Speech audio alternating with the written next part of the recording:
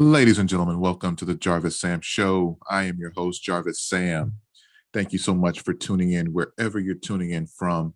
We thank you and invite you to smash that subscribe button wherever you are getting this podcast, whether it's Apple Podcasts, Spotify, Amazon, wherever you're getting this podcast from. Smash the subscribe button and get notifications each and every time that we are dropping a new episode. Check out my link tree. My link tree is in the description wherever you're finding this podcast. It'll give you all my contact information, any way to uh, reach out, whether it's via Instagram at JarvisSam underscore, my website, www.jarvissam.com, and every link to the podcast so you can get access to it wherever you, whatever device you have. So no reason not to find the podcast because it's everywhere. So thank you so much. This week, man, I saw a post from somewhere on Instagram. It was a Hollywood Unlocked or Shade Room or somewhere, and it was about Trick Daddy, and he was making these comments about Beyonce and Jay-Z. So it showed up really early in my feed, and I was intrigued. I wanted to see what he said. It's amazing, like the power that when you just mention the word Jay-Z or Beyonce, especially Beyonce, when you drop the B word, that it's instant like clickbait. Like it's just natural, fixed in clickbait. And so that day, Trick Daddy was viral. So I remember seeing Trick Daddy about a week ago during the versus battle between Trina and Eve that happened the week prior. And he came out during Trina's set and performed one of the records with Trina. And it was nice seeing them together and doing their thing and being on stage. So it was pretty cool. And I guess maybe Trick Daddy enjoyed that little, comeback moment for him and was feeling himself. And I guess he went to Clubhouse and was just having a conversation about the industry and everything, and talked about some different artists. And somehow Jay-Z and Beyonce's names came up. Trick Daddy ended up saying something along the lines of Beyonce can't really sing. That his aunt used to give her voice lessons, and that she is to music what Jay-Z is to New York. And what he meant by that was he felt like, after Big died, they needed somebody to represent New York, and they just chose him because, because Big co-signed him and whatnot. So that was Trick Daddy's whole thing. And there's one thing I've learned. So just like I said, man, Beyonce, when you put that name out there, man, people click on it. People want to know what's going on with Beyonce. And man, they took exception to those comments, and man, they when cancel culture ain't got nothing on the Beehive. The way the Beehive moves is completely cancel culture times 10, times 100. And I mean, that same day that those comments came out, you had people reviewing his restaurant that he has in Florida, reviewing his restaurant with negative reviews and just completely dropping his Yelp and Google reviews down to nothing. And it was all based on some comments he made.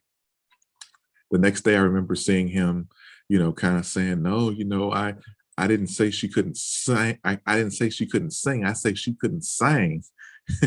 And Black folks, y'all know it's a difference between singing and saying. It's a difference.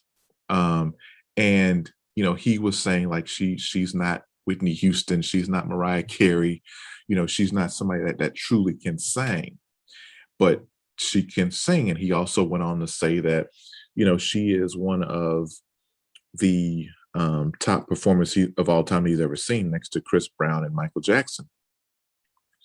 So he kind of backpedaled a little bit, um, and clarified what he meant. And I don't think there's anything wrong with clarifying what you meant and whatnot. But when you come at Beyonce, you really have to clarify up front because the Beehive is another level, right?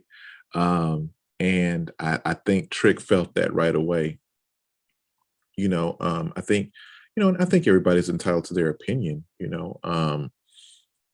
I don't think you should have to be canceled just because you have a differing opinion or whatnot.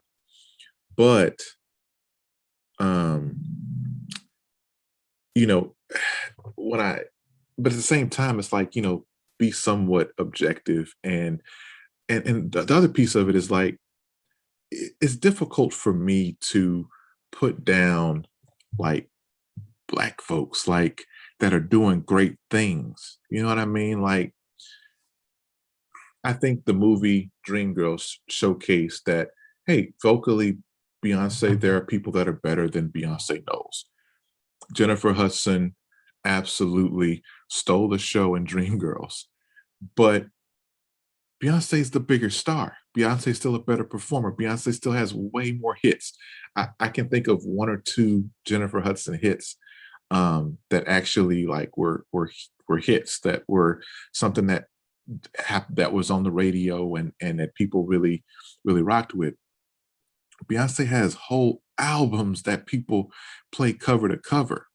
It's one thing to be able to sing and everything, but it's a whole nother thing to be a total package. And that's what Beyonce is. Beyonce is a total package entertainer, which is why she is where she's at.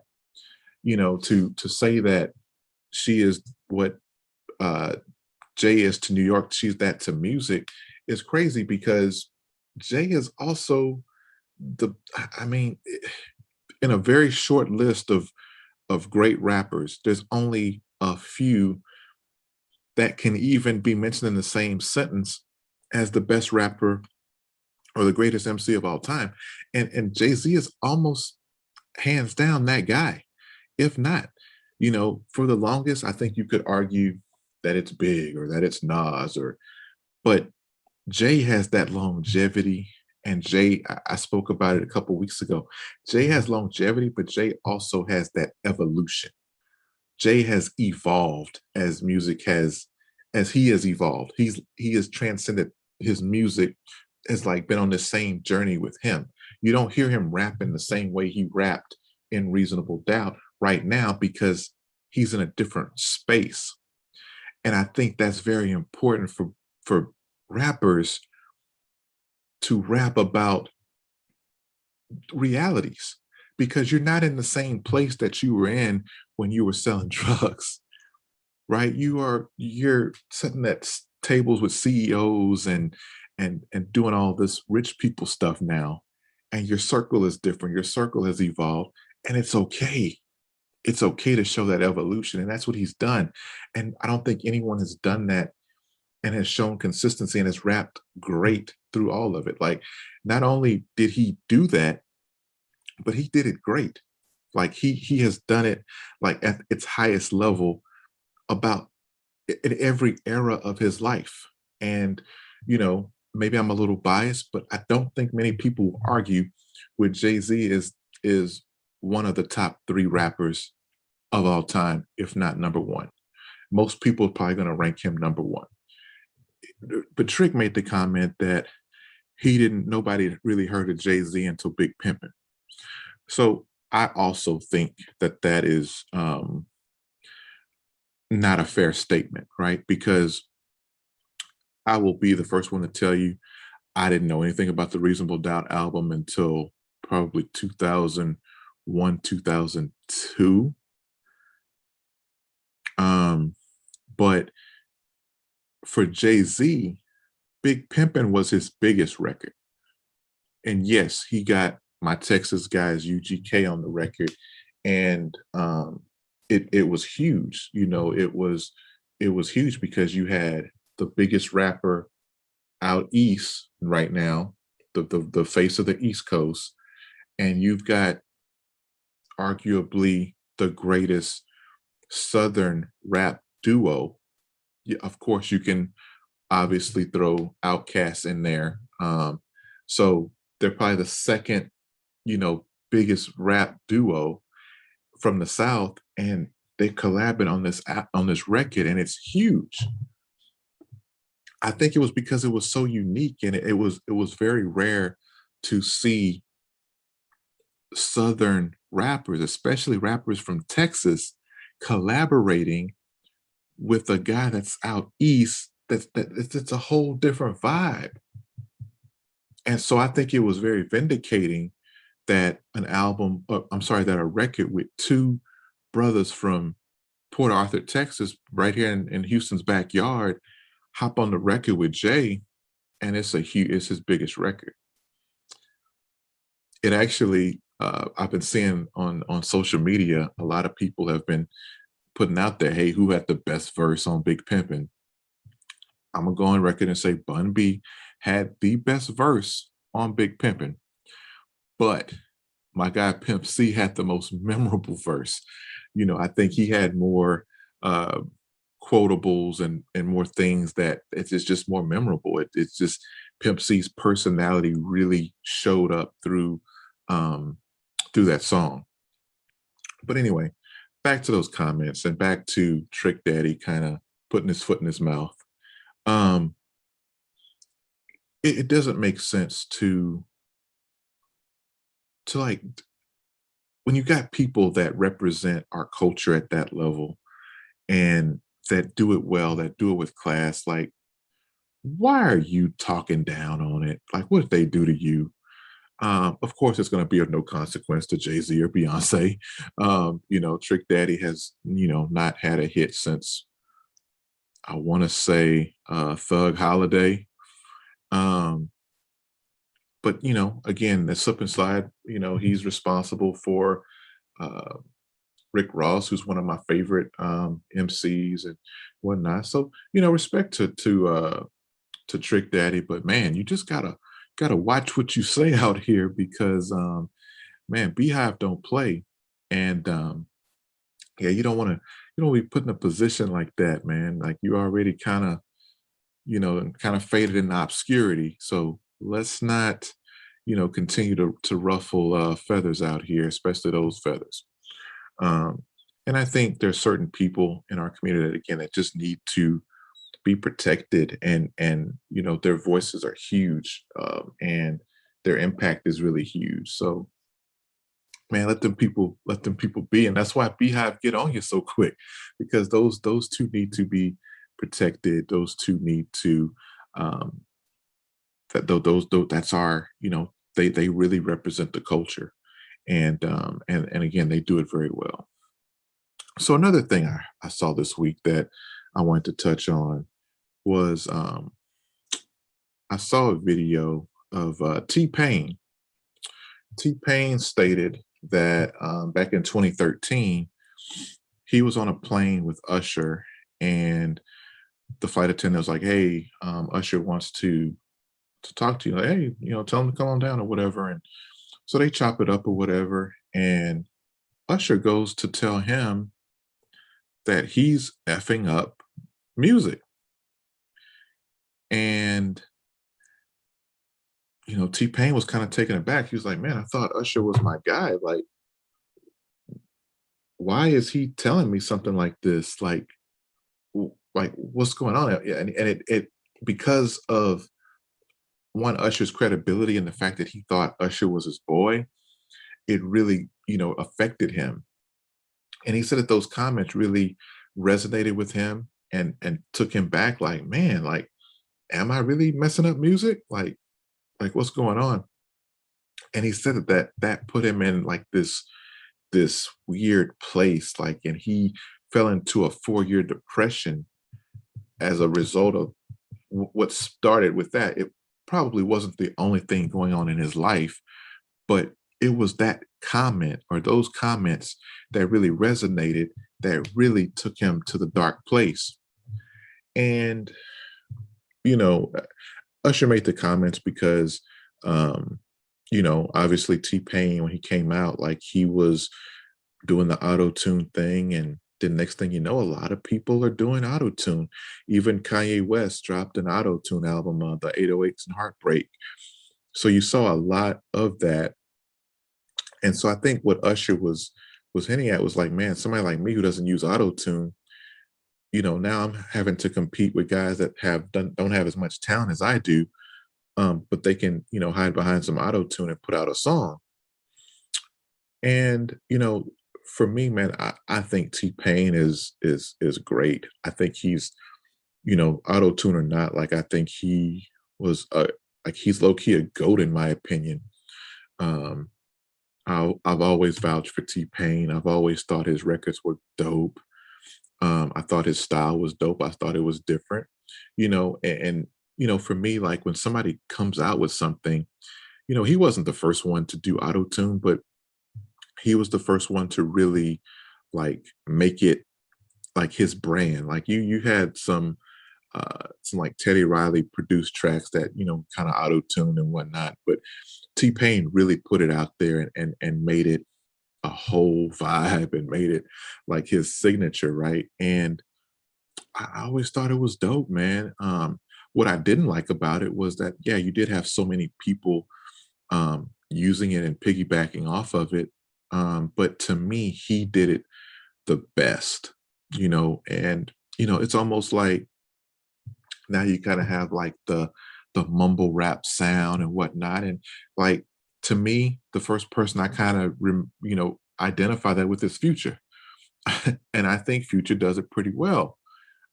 Then you got other cats that are kind of doing it, and it's just like, I don't know. But I think, you know, when a sound kind of comes out, like you gotta know that if it catches on and you get some hits, like, other people are gonna try to piggyback off of it. But, back to the comment from Usher, man, like I think we have to be really careful what we say and and not real and like we don't know how it can affect somebody. We don't know what else they could possibly be going through. And then that can be that straw that kind of breaks the camel's back. And now, now you could be responsible for putting somebody into a depression or causing somebody, unnecessary anxiety or what have you. And it's just, is it worth it? Did that comment really need to be said?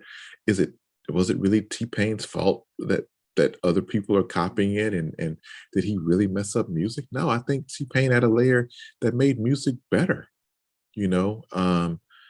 Again, maybe I'm biased because I'm a T-Pain fan, like, but T-Pain is a talented guy. And it's ironic that he did say that about his 4-year depression because I remember around 2017, which would have been that 4-year timeline when I guess he kind of came out of hiding. I remember a video surfacing of him singing without the auto tune, and he sounded phenomenal. And for me, as a guy that enjoys T Pain's music, it was really, really like gratifying. It's like, he really does have talent. Like he's not just hiding behind it. This guy can really sing.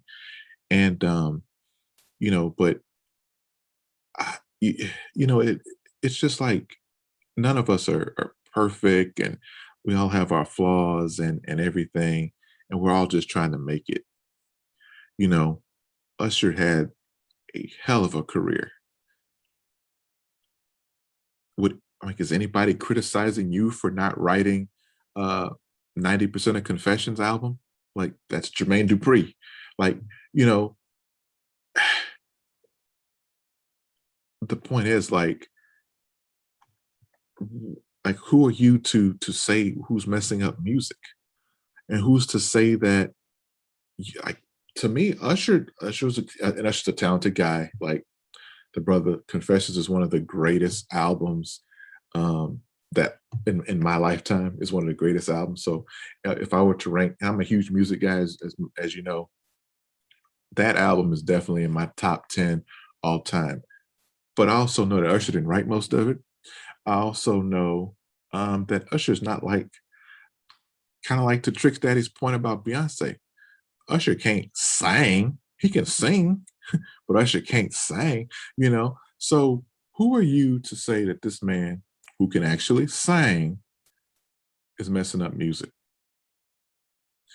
And it's just amazing, like the voices we hear can be so impactful because the reality is T-Pain is a talented guy, but somehow, some way, he let Usher get inside his head with that comment and made him question his own ability, made him question his own musical talent, his gift. He's making you question your gift. And I don't like that. That man is making you question your gift and help springboard you into a 4-year depression. Let's be careful, man, how we talk to each other, man, how we because we just don't know how those words can affect you. And I can think over my life of times that, people have spoke, bad things of me and I've let it kind of, mess with my head. Those things happen, man. Like words carry weight. Words carry a lot of weight, and I know as a kid, people say, "Oh, sticks and stones break your bones, words never hurt." Man, the right combination of words at the wrong time can surely hurt and can do a lot of damage. So, the overarching theme of today's pod is just, man, watch what you say. Watch what you say. Trick Daddy should have watched what he said to, um, on the Clubhouse joint about the Queen and Hove, and Usher should have watched what he said to T Pain. Man, T Pain, didn't and when you think about depression, like I did a whole month of mental health episodes, and when you think about depression, man, depression can cause some crazy things to happen, and I would hate to have heard about something happening to a T-Pain, man, because again, man, T-Pain got them hits, man. When T-Pain had the versus battle, one of the first versus battles with Lil Jon, man, everybody, oh man, Lil Jon gonna kill him. Lil Jon got all the hit, man.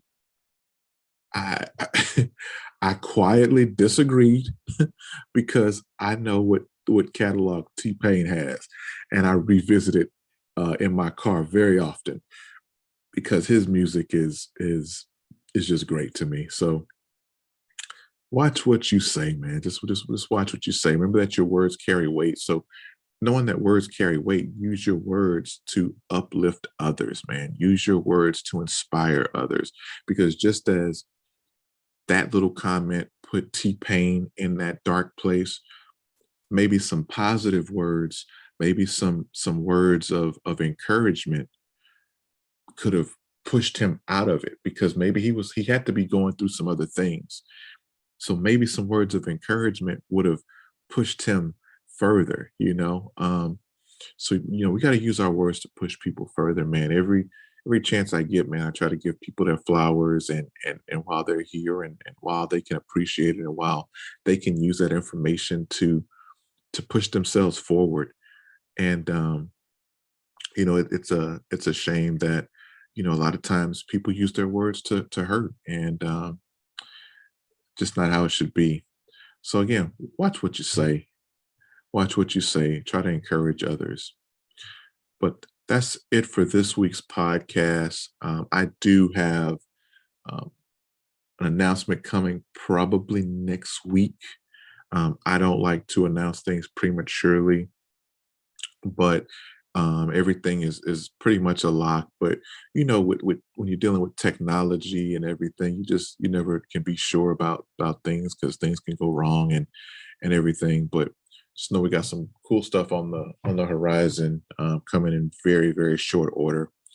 I got the 1 year anniversary of the podcast that is coming the end of this month, June 28th. So really excited about that. That's next week. As this year is just flying by. But to those of you who have been listening since day one, when I was a SoundCloud podcaster, which is crazy, I appreciate it. I was literally operating this podcast off my website. So if you were there from the beginning, man, I truly appreciate the support. Truly am grateful for that. And in the coming months, I um, plan to expand a little bit, and I can't wait to share more information about it in the coming days as things continue to be finalized. But yeah, thanks for joining again with this week's episode. Again, visit my website, www.jarvissam.com. Check me out on Instagram. That's JarvisSam _ on Instagram. We also have the show's Instagram page at The Jarvis Sam Show. I'm on Twitter. I'm on pretty much everything. It's pretty much the same thing, Jarvis Sam _ will probably pretty much get you where you need to be. So stay plugged in, and we got some cool stuff on the horizon. So thanks for tuning in, and we will catch you next week.